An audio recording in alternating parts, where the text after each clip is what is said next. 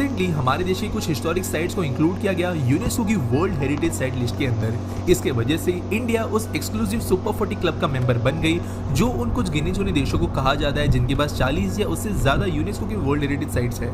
तो exactly India की ये 40 साइट्स है कौन से, और एंड में आपको मैं ये भी बताने की कोशिश करूंगा कि यूनेस्को के जो वर्ल्ड हेरिटेज साइट्स होते हैं इनका मतलब क्या है। तो शुरू करते हैं।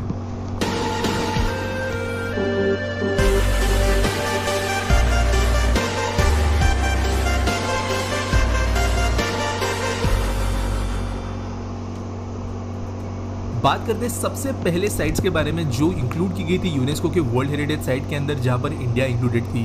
तो सबसे पहली साइट है अजंता केव्स, जो महाराष्ट्र में मौजूद है और 2nd सेंचुरी बीसी से लेकर 6th सेंचुरी बीसी के बीच में यहाँ पर इन्हें बनाया गया। ये 31 केव्स का एक यूनिट है जो पूरी तरीके से चट्टानों को तराश कर बनाया गया है, और यहाँ पर हिंदुइज्म और बुद्धिज्म को डिपिक्ट करते हुए आर्ट बनाया गया है। यहाँ पर मैंने पर्सनली भी विजिट किया है, और एक ही चीज़ मैं आपको यहाँ पर बता सकता हूँ कि ये जो तस्वीरों में नजर आते हैं उनसे बहुत ही ज़्यादा बड़े हैं। दूसरी जो साइट इंडिया के अंदर इसे इंक्लूड की गई थी वो थी एलोरा केव्स, जो अजंता केव्स की आप कह सकते हो सिस्टर केव्स है, और ये महाराष्ट्र में मौजूद है, जिन्हें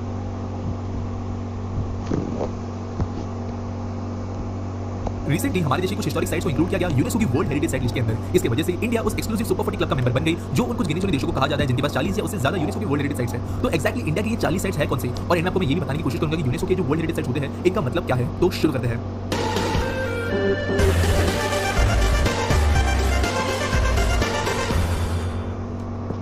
बात करते हैं सबसे पहले साइट्स के बारे में जो इंक्लूड की गई थी यूनेस्को के वर्ल्ड हेरिटेज साइट के अंदर, जहां पर इंडिया इंक्लूडेड थी। तो सबसे पहली साइट है अजंता केव्स, जो महाराष्ट्र में मौजूद है और 2nd सेंचुरी बीसी से लेकर 6th सेंचुरी बीसी के बीच में यहाँ पर इन्हें बनाया गया। ये 31 केव्स का एक यूनिट है जो पूरी तरीके से चट्टानों को तराश कर बनाया गया है, और यहाँ पर हिंदुइज्म और बुद्धिज्म को डिपिक्ट करते हुए आर्ट बनाया गया है। यहाँ पर मैंने पर्सनली विजिट किया है, और एक ही चीज मैं आपको यहाँ पर बता सकता हूँ कि ये जो तस्वीरों में नजर आते हैं उनसे बहुत ही ज्यादा बड़े हैं। दूसरी जो साइट इंडिया के अंदर इंक्लूड की गई थी वो थी एलोरा केव्स, जो अजंता केव्स की आप कह सकते हो सिस्टर केव्स है, और ये महाराष्ट्र में मौजूद है, जिन्हें 600 से लेकर 1080 साल के बीच में बनाया गया। इसी भी साल 1983 के अंदर इंक्लूड किया गया, और ये एक आर्किटेक्चरल मार्वल है जहां पर बिना किसी मॉडर्न टूल्स के चट्टानों के बीच में जैनिज्म, हिंदुइज्म और बुद्धिज्म को डिपिक्ट करते हुए यहाँ पर टेंपल्स, रिलीजियस केव्स और कई सारे दूसरे आर्ट पीसेस बनाए गए। अगली जो साइट इंडिया के अंदर इंक्लूड की गई थी वो थी साल 1983 में आगरा फोर्ट। ये मौजूद है उत्तर प्रदेश के अंदर, और 16वीं शताब्दी में एम्परर अकबर के रेन में इसे बनाया गया था। अगली जो साइट इंडिया में से इंक्लूड की गई थी वो थी ताजमहल, जो आगरा उत्तर प्रदेश में मौजूद है। ऑब्वियसली ताजमहल के बारे में सब लोग जानते हो, और इसे भी 1983 में इंक्लूड किया गया था। ये टोटल 43 हेक्टेयर्स में फैला हुआ एक बहुत बड़ा वर्ल्ड रेकग्नाइज्ड साइट है, जो 7 वंडर्स ऑफ द वर्ल्ड में भी इंक्लूड किया जाता है, और ये लास्ट साइट था जो 1983 के अंदर ही इंडिया में से इंक्लूड किया गया था। अगली दूसरी साइट है वो है सन टेंपल कोणार्क, जो पूरी उड़ीसा में मौजूद है, जो 13th सेंचुरी में बना था, और साल 1984 में इसे लिस्ट में इंक्लूड किया गया। इस टेंपल को ब्लैक पगोडा के नाम से भी जाना जाता है, और यहाँ पर सन गॉड जो सूर्यदेव है उनके 24 व्हील्स को डिपिक्ट करते हुए टेंपल्स बनाए गए हैं, जहां पर एक बहुत फेमस 7 घोड़ों की कार्विंग्स भी है। इनफैक्ट हमारे कुछ नोट्स जो है जो करेंसी है उसके ऊपर भी आपको सन टेंपल देखने के लिए मिलेगा, और जो ईस्टर्न गंगा डायनेस्टी थी नरसिम्हा देवा के द्वारा उनके रूल्स में सैंडस्टोन में इस चीज को बनाया गया, और one of the biggest architectural Marvels आप कह सकते हो ईस्टर्न इंडिया के अंदर 13th सेंचुरी के लिए।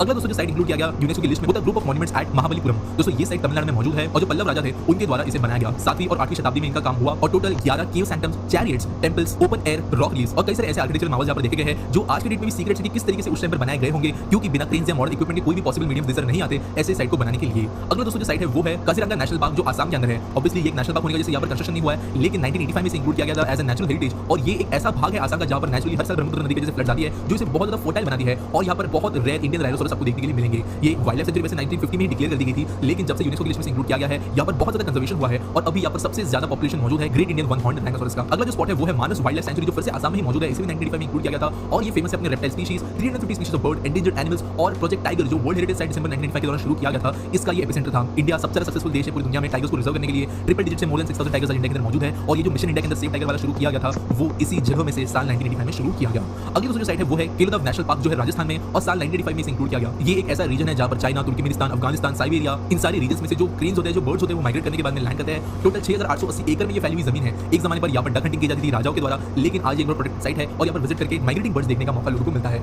अगला दोस्तों जो साइट है वो है churches of Goa and convents of Goa. दोस्तों गोवा के अंदर पोर्चुगीज रूल काफी लंबे समय तक था, और 1986 में यूनेस्को के द्वारा वेला गोवा और ओल्ड गोवा के अंदर मौजूद कई सारे अलग अलग चर्चेस को इंक्लूड किया गया यूनेस्को के वर्ल्ड हेरिटेज साइट के अंदर। यहाँ पर मैं सारे के सारे चर्चेस का नाम नहीं ले पाऊंगा क्योंकि काफी ज्यादा लंबी लिस्ट है, लेकिन आप कह सकते हो कि जो 1510 के बाद में बने हुए चर्चेस थे उन्हें इसके अंदर इंक्लूड किया गया। इसके बाद में ना सिर्फ प्रिजर्व किया गया, लेकिन ये कुछ यूनिक साइट्स में से पूरे लिस्ट में से जो अभी भी काफी अच्छे बड़े पैमाने पर फंक्शन है, जो उनका रिलीजियस पर्पस था उस तरीके से यूज भी किया जाता है, जबकि कई सारे ऑब्वियसली अभी हिस्टोरिकल साइट्स बन चुके हैं। अगली दूसरी साइट है वो है खजुराहो ग्रुप ऑफ मॉन्यूमेंट्स, जो मध्य प्रदेश में मौजूद है, और 1986 में से डिक्लेयर किया गया। ये टेंपल्स बनाए गए थे 1950 ईडी और 1050 ईडी के बीच में, और गुर्जर प्रतिहार के द्वारा इसे बनाया गया, जो चंदेला डायनेस्टी के एम्परर्स थे। Total 22 temples 6 square kilometre area के अंदर इस अंदर फैले हुए हैं। आप जानते होंगे कि खजुराहो टेंपल किस चीज के लिए फेमस है, जो आज के डेट में काफी यूनिक लगता लगता है, लेकिन अपने आप में एक कल्चरल एडवांसमेंट का ये प्रतीक था कई हजार साल पहले। अगला दोस्तों जो साइट है वो है group of monuments at Hampi. साल 1986 में कर्नाटक के विजयनगर डिस्ट्रिक्ट के अंदर ये जो हम्पी के साइट्स है इन्हें इंक्लूड किया गया था और 16वीं और 14वीं शताब्दी के अंदर बने हुए ये टेंपल्स एक जमाने में दुनिया के मतलब बिजीएस्ट और बिगेस्ट सिटीज हुआ करते थे in terms of power, trade, money या आप कह सकते हो तो डिप्लोमेटिक इंपोर्टेंस। तुंगभद्रा नदी के किनारे बसा हुआ है जो टेंपल ये विजयनगर साम्राज्य का कैपिटल हुआ करता था और रिसेंट में ही इस मॉन्यूमेंट को बहुत ज्यादा टूरिस्ट को देखने के लिए मिल रहा है कुछ सोशल मीडिया ट्रेंड्स की वजह से। अगली दोस्तों जो साइट इंक्लूड की गई थी यूनेस्को के साइट लिस्ट में वो है फतेहपुर सीकरी जो उत्तर प्रदेश में मौजूद है और साल 1986 में से इंक्लूड किया गया। 16वीं शताब्दी में बनी हुई फतेहपुर सीकरी जहांगीर के द्वारा बनवाई गई थी और 1573 में इसका काम खत्म हुआ था। यहाँ पर कई सारे मॉस्क है, रेस्टिंग एरियाज है और पैलेसेस है। अगली दोस्तों जो साइट है वो है monuments of Pattadakal. Bagalkot district Karnataka में मौजूद के अंदर जो साइट्स है इन्हें 8th सेंचुरी में बनाया गया था और 1987 में इन्हें लिस्ट के अंदर इंक्लूड किया गया। यहाँ पर 9 हिंदू टेंपल्स है, एक जैन सैंक्चुरी है जो एक ही डिमेंशन में मौजूद है और रानी लोकमहादेवी के द्वारा ये चीज बनाई गई। ये चीज बनाई गई थी उनके हस्बैंड के विन की वजह से जो थे राजा विक्रमादित्य II और पल्लव डायनेस्टी के अंदर ही इसे भी बनाया गया। ये भी एक आर्किटेक्चर मार्वल है और क्राउन रूबीज के द्वारा जाना जाता है इसे सदर्न इंडियन आर्किटेक्चर के अंदर। अगली दोस्तों जो साइट है वो है एलिफेंटा केव्स महाराष्ट्र जो एक आइलैंड पर बसी हुई है और 5th और 8th सेंचुरी के बीच में इन्हें बनाया गया। साल 1987 में इंक्लूड किया गया था और एलिफेंटा आइलैंड जो मुंबई के गेट ऑफ इंडिया से अराउंड 10 किलोमीटर दूर मौजूद है वहां पर एक काफी ज्यादा रिनाउंड टूरिस्ट डेस्टिनेशन ये बन गया है। यहाँ पर ये जगह बहुत ज्यादा हाईली प्रोटेक्टेड है और आप कह सकते हो एलिफेंटा केव्स पहले इनिशियल क्लस्टर्स में से थी जो पूरे के पूरे इंडिया के अंदर बुद्धिस्ट केव्स मौजूद है उनमें से सबसे पहले जो उनकी रीडिस्कवरी हुई वो यही वाली केव्स थी। अगली दोस्तों जो साइट है वो अलग अलग लोकेशन पर फैली हुई है जो है the great living temples of Chola dynasty और ये है सारे के सारे तमिलनाडु में जो गंगईकोंडा, दलशुरम और बृहदेश्वर में मौजूद है। ये ऑब्वियसली चोला एम्पायर के द्वारा बनाए गए थे। पूरे के पूरे टेंपल कॉम्प्लेक्सेस यहाँ पर मौजूद है जो 79 फीट के हाइट तक ऊपर जाते हैं और 11वीं और 12वीं शताब्दी में इन्हें बनाया गया। अगली दूसरी साइट इंक्लूड की गई इंडिया में से वो थी सुंदरबंस नेशनल पार्क जो वेस्ट बंगाल में मौजूद है और साल 1939 से लेकर 1982 के बीच में वैसे इस पार्ट के अलग अलग एरिया को प्रोटेक्टेड वैसे भी इंडियन गवर्नमेंट ने बनाया था लेकिन ऑफिशियली साल 1987 में इन्हें यूनेस्को का दर्जा मिला। गंगा नदी, ब्रह्मपुत्र और मेघना इन नदी का जो बेसिन है वहां पर सुंदरबंस बनता है और 1,33,000 हेक्टेयर्स ऑफ सुंदरबन जो इंडिया के भाग में है वो एक डिक्लेयर्ड नेशनल पार्क है आज की डेट में भी। द ग्रेट बंगाल टाइगर यहीं पर है, क्रोकोडाइल्स बहुत ज्यादा यूनिक और काफी ज्यादा अट्रैक्टिव वाइल्ड लाइफ यहाँ पर देखने के लिए मिलती है और आज की डेट में भी सुंदरबंस ईस्टर्न इंडिया का one of the most beautiful भाग है। अगला जो साइट इंक्लूड किया गया इंडिया के अंदर से वो था Nanda Devi and valley of flowers national park जो उत्तराखंड में मौजूद है। साल 1988 में वैसे वैली ऑफ फ्लावर्स को इंक्लूड कर लिया गया था लेकिन 2005 में नंदा देवी को भी इसके अंदर इंक्लूड कर लिया गया एज वन टूरिस्ट स्पॉट और ज़ांस्कार से लेकर जो ग्रेट हिमालय तक का रीजन है 87.5 स्क्वायर किलोमीटर फैला हुआ ये पूरा का पूरा यूनेस्को साइट के अंदर मौजूद है। One of the tallest peaks है पूरे के पूरे इंडिया के अंदर का और काफी ज्यादा इसकी रिलीजियस इंपोर्टेंस साथ साथ ऑब्वियसली जियोग्राफिकली भी ये एक काफी ज्यादा यूनिक जगह है। अगला स्पॉट जो इंडिया के अंदर से इंक्लूड किया गया था वो था Buddhist monuments at Sanchi. Madhya Pradesh में ये जो जगह बनी है ये भोपाल से 45 किलोमीटर दूर है और साल 1989 में से यूनेस्को की साइट के अंदर इंक्लूड किया गया था। जो प्रिंसिपल स्तूपा है इस पूरे मॉन्यूमेंट में वो 2nd सेंचुरी के अंदर बनाया गया था और कई सारे monolithic pillars, palaces, temples, monasteries कई सारी चीजें यहाँ पर देखने के लिए मिलेगी और आज के डेट में ये एक काफी ज्यादा इंपोर्टेंट साइट है। अगला दोस्तों की साइट इंक्लूड किया गया था इंडिया में से वो था हुमायूंस या हुमायूं का मकबरा जो दिल्ली के अंदर मौजूद है और साल 1572 में बना हुआ ये मॉन्यूमेंट 1993 में इंक्लूड किया गया था यूनेस्को की वर्ल्ड हेरिटेज साइट की लिस्ट के अंदर। ये अपने डबल डोम के लिए फेमस है और एक इरेगुलर ऑक्टोगोनल बेस की वजह से भी इसे जाना जाता है और 42.5 मीटर की इसकी हाइट है। अगला मॉन्यूमेंट जो है वो Qutub Minar and it's monuments इन दिल्ली। दोस्तों कुतुब मीनार के आसपास भी कई सारे जो मॉन्यूमेंट्स है इसे as an one site include किया जाता है और लेट 12th सेंचुरी में इसे बनाया गया था। आप अगर इसकी स्टोरी जानते होंगे तो इसे कहा जाता है कि जो शिकार पर निकले हुए या कुछ काम से निकले हुए रॉयल मैन थे उन्हें देखने के लिए उन्हें स्पॉट करने के लिए कुतुब मीनार का इस्तेमाल किया जाता था रानियों के द्वारा और 72.5 मीटर ऊंचा कुतुब मीनार बहुत लंबे समय तक देश का सबसे ऊंचा स्तंभ हुआ करता था। 22 नंबर पे जो इंडिया के अंदर से included UNESCO world heritage site थी वो थी माउंटेन रेलवेज ऑफ इंडिया जहां पर अलग अलग रेलवेज इंक्लूड की गई। यहाँ पर दार्जिलिंग हिमालयन रेलवेज जो वेस्ट बंगाल में है वो 1999 में इंक्लूड की गई। नीलगिरी माउंटेन रेलवे जो 2005 ऊटी तमिलनाडु से इंक्लूड की गई और कालका शिमला रेलवे हिमाचल प्रदेश में 2008 में इंक्लूड की थी। इन रेलवेज के बारे में ज्यादा बताने की बात नहीं है, ऑलमोस्ट हर इंडियन के बारे में जानता है, बॉलीवुड रहे या फिर डे टू डे बातों में होने वाली टूरिस्ट कन्वर्सेशंस भी रहे। ये रेलवेज इंडिया के लिए काफी ज्यादा इंपोर्टेंट रही है और इंटरेस्टिंगली 19th और 20th सेंचुरी में बनी हुई ये रेलवेज आज के डेट में भी फंक्शनल है जो किसी भी यूनेस्को हेरिटेज साइट के लिए काफी ज्यादा रेयर है। वैसे दोस्तों इन 3 साइट्स के अलावा भी कुछ और ऐसे रेलवेज हैं जिन्हें प्रोटेक्ट किया गया जैसे माथेरान रेलवेज जो वेस्टर्न घाट्स में आता है लेकिन खुद क्योंकि western Ghats UNESCO world heritage site है तो माथेरान की रेलवेज को इनके अंदर इंक्लूड नहीं किया जाता लेकिन जो प्रोटेक्शन दी जाती है वो उस वाली रेलवे को भी है। अगला दोस्तों जो स्पॉट है वो है Mahabodhi temple complex at Bodhgaya जो बिहार में है। Bodhgaya one of the most important religious site है पूरी दुनिया के बुद्धिस्ट के लिए और 3rd सेंचुरी बीसी और 5th सेंचुरी और 6th सेंचुरी ऐसे अलग अलग टाइम पीरियड्स के दौरान एक्सपांड किया गया। ये जो पूरा कॉम्प्लेक्स है ये वही जगह है जहां पर गौतम बुद्ध जी एनलाइटमेंट हुए थे और यही वो जगह है जहां पर बोधि ट्री वो पेड़ जिसके नीचे बैठकर गौतम बुद्ध जी एनलाइटमेंट हुए थे वो मौजूद है। यहाँ पर दुनिया भर से बुद्धिस्ट आते हैं और साथ साथ कई सारी जो बुद्धिस्ट कंट्रीज है उन्होंने अपनी मॉनेस्ट्रीज यहाँ पर बनाकर रखी है। अगली दोस्तों जो स्पॉट है वो है रॉक शेल्टर्स ऑफ भिम्बेटका जो मध्य प्रदेश में है। 30,000 साल पहले यहाँ पर ये केव पेंटिंग्स बनाई गई थी और साल 2003 में इन्हें इंक्लूड किया गया यूनेस्को के वर्ल्ड हेरिटेज साइट लिस्ट में। दुनिया के अंदर जब ह्यूमंस जस्ट अपना एक्जिस्टेंस बनाना शुरू कर रहे थे उस समय पर 10,280 हेक्टेयर जमीन में जो अलग अलग केव्स है वहां पर सैंडस्टोन पर ये सारी चीजें बनाई गई और जो रॉक शेल्टर्स और जो केव्स मेसोलिथिक पीरियड के अंदर हुआ करती थी जहां पर टोटल 21 गांवों में एंशिएंट ह्यूमन बीइंग्स रहा करते थे वो थे भिम्बेटका के रॉक शेल्टर्स जो अपने आप में दिमाग घुमा देने वाली एक साइट है। अगली दूसरी साइट है वो है छत्रपति शिवाजी महाराज टर्मिनस जिसे पहले विक्टोरिया टर्मिनस के नाम से जाना जाता था जो महाराष्ट्र के मुंबई में मौजूद एक रेलवे स्टेशन है। साल 1888 में 16 लाख रुपए की कीमत से स्टेशन को बनाया गया और आज की डेट में ये ना सिर्फ मुंबई का लेकिन इंडिया का one of the busiest railway station है जहां पर लॉकडाउन न होने के टाइम पे मोर देन 1100 ट्रेन्स दिन में पास होती थी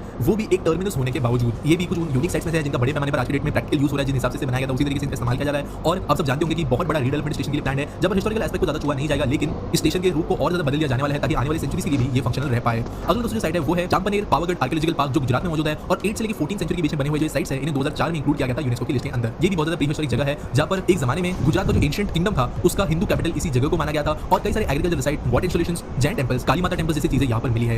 ये एक स्पेशल साइट इसलिए है क्योंकि ये उन रेयर साइट्स में से है जो मुगल एम्पायर के दौरान बिल्कुल भी अनटच रही, आसपास में कहीं पर इसका इन्फ्लुएंस आया नहीं और कह सकते हो आइसोलेटेड ही रही इतने सारे सालों तक जिसकी वजह से ये टेंपल और आसपास का पूरा एरिया जो है वो प्रिस्टीन है जैसा पहले रहा करता था। अगली दोस्तों जो साइट है वो है रेड फोर्ट कॉम्प्लेक्स जो है दिल्ली के अंदर और साल 1648 में बनी हुई साइट को 2007 में यूनेस्को का वर्ल्ड हेरिटेज साइट का दर्जा दिया गया। इस साइट के बारे में ज्यादा कुछ कहने को है नहीं, आप सब जानते हो मार्बल, रेडस्टोन, सैंडस्टोन, लाइमस्टोन इन चीजों का इस्तेमाल करके इसे बनाया गया। अलग अलग मुगल एम्परर्स के लिए यहाँ पर कमरे और दीवाने खास दीवाने यहाँ मौजूद है और यही वो जगह है जहाँ से इंडिपेंडेंस डे के दिन हमारे प्राइम मिनिस्टर फ्लैग होस्टिंग करते हैं। अगली दोस्तों जो साइट है वो है जंतर मंतर जयपुर। तो दोस्तों जयपुर राजस्थान में ये आप कह सकते हो one of the biggest scientific experiments है पूरे के पूरे ह्यूमन हिस्ट्री का। और साल 1727 और 1734 के बीच में ये जो चीज बनी है ये एस्ट्रोनॉमिकल इंस्ट्रूमेंट से भरी हुई है। इनफैक्ट बहुत लंबे समय तक लोग ठीक से समझ भी नहीं पाते थे कि इन इंस्ट्रूमेंट्स को इस्तेमाल कैसे किया जाता था, लेकिन स्टार्स का पोजीशन जानना, एक्लिप्सेस को डिटेक्ट करना, कौन सा स्टार कौन सा पोजीशन, कैसे ग्रह दशा होगी, ये सारी की सारी चीजें इस साइट में से डिटरमाइन की जाती थी। और इंडिया का जो astronomical, cosmological, trigonometrical, mathematical skills थी जो स्कॉलर्स हमारे यहाँ पर थे, इसका जीता जाता सबूत बन गया जंतर मंतर। अगली दोस्तों जो साइट्स है वो एक बहुत बड़ा देश का घाट रीजन जो है वेस्टर्न घाट्स, जिसे कई सारे स्टेट्स में डिवाइड किया गया है, जहां पर Sahyadri mountains, Nilgiri mountains, Talakaveri cluster, Kudremukh sub clusters, अगस्त्यमाली cluster, ऐसे अलग अलग सेक्शंस यहां पर इंक्लूड किए गए हैं। वैसे वेस्टर्न घाट्स को फॉर्मली सिर्फ और सिर्फ पूरे स्ट्रेच में सह्याद्री माउंटेन्स के नाम पे जाना जाता था, लेकिन क्योंकि अलग अलग रॉक फॉर्मेशन से ये बने हैं तो इन्हें जियोग्राफिकली भी बाद में डिवाइड किया गया। ये एक और एक ऐसा रीजन है हमारे देश का जो अभी भी प्रिस्टीन है, कई सारे सेक्शंस में काफी ज्यादा प्रोटेक्टेड है, यहां पर कंस्ट्रक्शन करना डिफिकल्ट है। और पूरे के पूरे साउथ ईस्ट एशिया के अंदर का हॉटेस्ट बायोडाइवर्सिटी हॉटस्पॉट भी इसे कई बार नॉमिनेट और अवार्ड किया गया है। Total 39 national parks, wild life sanctuaries, reserve forest, designated sites यहां पर मौजूद है। और केरला, कर्नाटक, तमिलनाडु, महाराष्ट्र, ये सारे के सारे स्टेट्स अलग अलग हिस्से ओन करते हैं। अम्बेर अगली दोस्तों जो साइट है वो है हिल फोर्ट्स ऑफ राजस्थान। तो राजस्थान वैसे भी जाने जाते हैं अपने हिल फोर्ट्स के लिए, और यहां पर अगर बात करें तो चित्तौड़गढ़, कुंभलगढ़, रणथंभौर बनाया गया जो राजपूत मिलिट्री आर्किटेक्चर था। इसकी झलक आपको इन सारे फोर्ट्स में देखने के लिए मिलेगी। और आज के डेट में भी इनमें से कई सारे फोर्ट्स में एक्चुअल रॉयल फैमिलीज रहती है। 31 स्पॉट पे है हरानी की वाव या द क्वींस टेंपल जो पाटन गुजरात में है। ये भी एक ऐसा स्पॉट है जो वैसे जाने इतना नहीं जाता था, लेकिन रिसेंटली बहुत ज्यादा ये फेमस हो गया है सोशल मीडिया की वजह से, स्पेशली जो फोटोजेनिक सीन्स यहाँ पर बन सकते हैं उसके वजह से। और 2014 में इंक्लूड होने के बाद में ये जो 64 मीटर गहरी स्टेप वेल है ये भी एक आर्किटेक्चरल मार्वल माना जाता है। अगला दोस्तों जो स्पॉट है वो है the great Himalayan national park जो हिमाचल प्रदेश के अंदर का हिस्सा था हिमालय का, और इसे भी 2014 में इंक्लूड किया गया। 90,540 हेक्टेयर्स में फैला हुआ है जो upper mountain glacier snow melt region है, इसे बहुत ज्यादा प्रोटेक्ट किया गया है। 25 फॉरेस्ट टाइप्स यहाँ पर देखने के लिए मिलते हैं। रिच यहाँ की बायोडाइवर्सिटी है और इंडिया की जो मेन नदियां है वो इसी रीजन में से शुरू होती है। अगला दोस्तों जो स्पॉट है वो है आर्कियोलॉजिकल साइट्स ऑफ नालंदा महाविहार। ये बिहार के अंदर मौजूद है जो दुनिया की सबसे पहली और सबसे बड़ी यूनिवर्सिटी हुआ करती थी और 5th 12th सेंचुरी के बीच में से बनाया गया। जितने भी हमने हिस्टोरिकल स्कॉलर्स सुने हैं हमारे इंडिया की हिस्ट्री में वो यहीं पे पढ़े थे। दुनिया का सबसे बड़ा बुक कलेक्शन या लाइब्रेरी जो है वो यहीं पर मौजूद थी, लेकिन हिस्टोरिकल इवेंट्स के दौरान उसे डिस्ट्रॉय कर दिया गया, जिसके बाद में धीरे धीरे नालंदा का डिमाइज शुरू हुआ और दूसरे जो कुछ रीजन्स थे दुनिया भर के वो ज्यादा फेमस बन गए इन टर्म्स ऑफ एजुकेशन। लेकिन फिर भी पूरे के पूरे दुनिया के एजुकेशन सेंटर की शुरुआत जो है वो नालंदा में से हुई थी।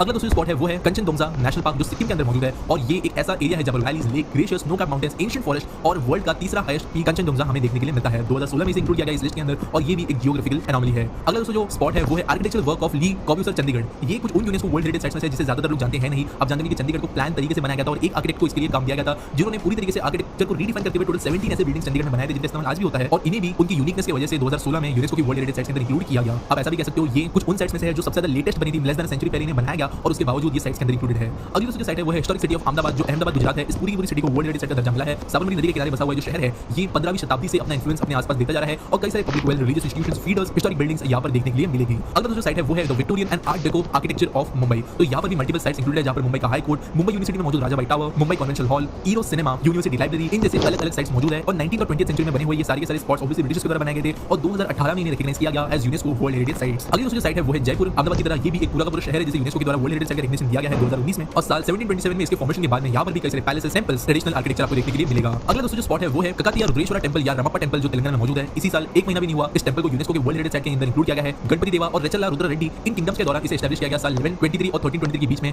और यहाँ पर भी आपको पोरस ब्रिक्स के द्वारा बने हुए यानी फ्लोटिंग ब्रिज जिन्हें कहते हैं, जिनके अंदर काफी ज्यादा एयर पॉकेट्स होते हैं, इसके द्वारा बना हुआ रूफ स्ट्रक्चर आपको देखने के लिए मिलेगा जहाँ पर catchment area, agricultural lands, islands, forest, इन सारी चीजों को भी आसपास इंक्लूड किया गया है as UNESCO world heritage sites. आखिरी जो साइट इंडिया के अंदर लेटेस्ट इंक्लूड की गई यूनेस्को वर्ल्ड हेरिटेज साइट्स के अंदर वो थी धुलावीरा जो हड़प्पन सिविलाइजेशन का एक भाग है इंडिया के अंदर से, गुजरात के अंदर मौजूद है और कम से कम 8 से लेकर 9000 साल इन साइट्स को बनाया गया था, चाहे वो सिविल सिस्टम्स हो, पब्लिक बाथ्स हो, ये सारी चीजें यहाँ पर मौजूद थी। Copper, stone jewellery, semi precious stone, terracotta, ivory, इन जैसे आप कह सकते हो मिडिल एजेस के अंदर यूज होने वाले मटेरियल्स भी इस शहर के अंदर मिले हैं। और हड़प्पन सिविलाइजेशन जो कितनी ज्यादा एडवांस हुआ करती थी इसका एक जीता जाता सबूत है धुलावीरा, और इसे 2021 में इसी महीने जुलाई के अंदर इंक्लूड किया गया as a UNESCO world heritage site. दोस्तों इसके अलावा भी वैसे कई सारे अलग अलग यूनेस्को के डेजिग्नेशंस होते हैं जहां पर UNESCO world network of biosphere होता है, UNESCO memory of world register होता है, यूनेस्को ग्लोबल जियोपाथ नेटवर्क होता है, यूनेस्को क्रिएटिव सिटीज नेटवर्क होता है, UNESCO intangible cultural heritage list होती है जहां पर इंडिया के कई सारे दूसरे फेस्टिवल्स, सिटीज, मॉन्यूमेंट्स, लोग, एनिमल्स, इन जैसी चीजों को इंक्लूड किया गया है। लेकिन करंटली जो मैंने कही वो फिजिकल साइट्स की लिस्ट थी। अब फाइनली आपको मैं शॉर्ट में एक्सप्लेन कर देता हूं कि एक्चुअली यूनेस्को की साइट की लिस्ट होती क्या है। तो बेसिकली यूनेस्को टोटल 194 देशों का एक क्लस्टर है जो रिकॉग्नाइज करता है दुनिया भर के अलग अलग रीजन्स को। यूएन के अंदर ये बॉडी आ सकती है आप कह सकते हो, लेकिन इनके पास में काफी ज्यादा इंडिपेंडेंस भी है खुद का, कल्चरल, नेचुरल, हिस्टोरिक, ह्यूमैनिटी और कई सारे दूसरे फैक्टर्स के ऊपर बेस्ड जो ऐसे साइट्स होते हैं इन्हें जब यूनेस्को के द्वारा रिकॉग्निशन मिलता है तो आप कह सकते हो इन्हें यूनेस्को की तरफ प्रोटेक्शन मिलता है। तो यूनेस्को करती है कि इन सारी साइट्स पर अपनी नजर बनाए रखती है। अगर गवर्नमेंट इन चीजों को तोड़ने की कोशिश करता है, अगर कोई सिक्योरिटी थ्रेट इन्हें बनता है, नेचुरल हेरिटेज को चीजें डिस्ट्रॉय होती है, या फिर अगर इन्हें मेंटेनेंस की जरूरत पड़ती है या फिर इंप्रूवमेंट की जरूरत पड़ती है, इनका प्रमोशन करवाना होता है, तो दोनों तरफ से यूनेस्को जो है वो मदद करती है। और इसके जरिए उम्मीद है कि दुनिया भर के अंदर जो पूरी की पूरी ह्यूमन काइंड को डिपिक्ट करने वाली चीजें हैं